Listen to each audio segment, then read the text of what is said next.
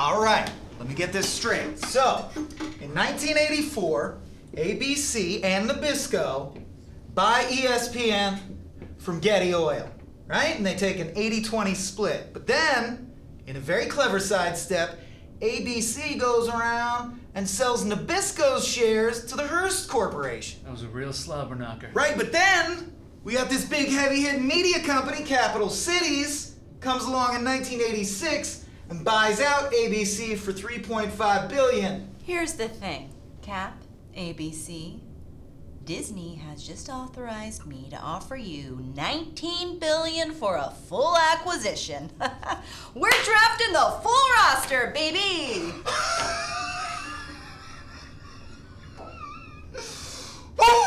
Dad?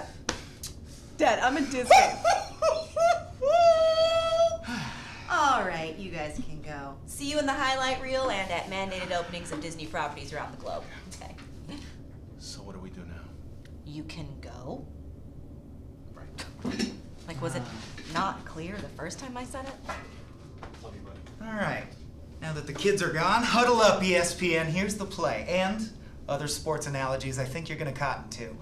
We want to make the late 90s and early 2000s huge for you. We are talking borderline psychotic coverage of the Big Three. Right, so we were thinking, nobody's ever done pregame coverage, highlight shows after the game, halftime shows, and the draft. Perfect. And how about a pre-draft show, highlights show for the Blue Hair? Sure, that's all good. But the main takeaway here is that it's no longer about the games anymore.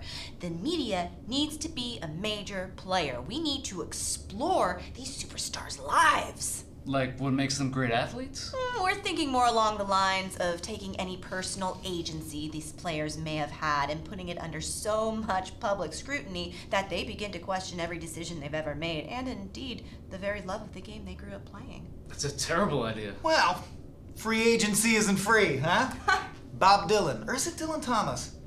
I always forget. I played a little running back in high school. The old coconut's pretty scrambled.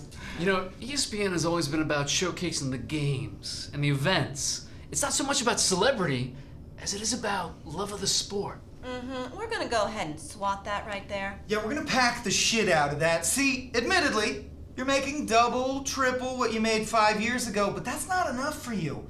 We want to see you go for the news cycle. We want to see players on national news every night. Okay, so you mean like adding coaches and ex-players as commentators to add new levels of insight into the game? No, we're talking about taking every detail of every player's life and turning it into a news item that adds new levels of house to our houses. Yeah!